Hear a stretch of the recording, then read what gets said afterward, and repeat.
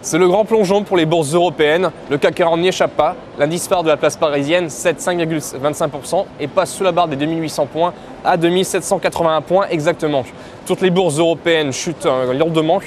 À la clôture de Paris, l'Euro Stoxx 50 perd plus de 4,5% à 2002 points. Donc on l'a vu, aujourd'hui c'est un jeudi noir pour les bourses européennes, ce en raison du pessimisme de la Fed.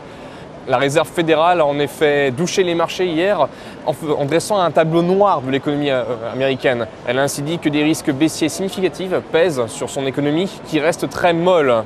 Autrement, elle a annoncé des mesures qui étaient anticipées par les investisseurs, c'est-à-dire son twist. C'est-à-dire qu'elle va vendre 400 milliards de titres à court terme pour les réinvestir à long terme.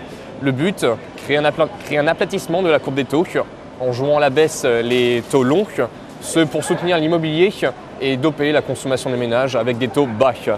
Le problème, c'est qu'elle n'a injecté aucune liquidité, elle n'a fait que transformer des liquidités qui existaient déjà, ce qui a déçu les investisseurs qui pensaient qu'elle augmenterait la taille de son bilan. Par ailleurs, avec ces risques pesants sur l'économie, les investisseurs se détournent de plus en plus des marchés actions, c'est-à-dire des actifs risqués, pour aller vers les obligations, des titres plus sûrs.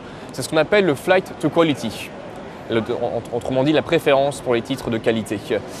Autrement, sur la crise grecque, l'autre dossier qui inquiète les marchés européens, le gouvernement grec a dévoilé hier de nouvelles mesures d'austérité, qui est d'ailleurs très dures, avec un abaissement des retraites et des salaires des fonctionnaires.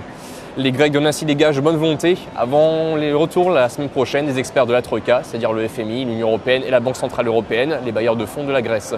Ces experts décideront si, oui ou non, ils accordent une nouvelle tranche de aide financière à la Grèce, une tranche de 8 milliards d'euros pour le mois d'octobre. On rappelle, la Grèce sera pour de liquidité dès la mi-octobre. Du côté des valeurs, toutes sans exception sont dans le rouge avec ce pessimisme ambiant. Les banques reculent fortement. On le sait, quand la bourse va mal, les banques vont d'autant plus mal. D'ailleurs, le Crédit Agricole et la Société Générale sont les deux plus fortes baisses du CAC 40, avec plus de 9%. Ce qui a d'autant plus en fait, contribué à la baisse des cours des banques aujourd'hui, c'est de nouveau le débat sur la recapitalisation des banques européennes. Aujourd'hui, c'est Michel Barnier qui a laissé ouvert la porte vers une recapitalisation des banques européennes en affirmant que c'est une possibilité qui ne devait pas être exclue. Michel Barnier, on le rappelle, c'est le commissaire européen au marché intérieur.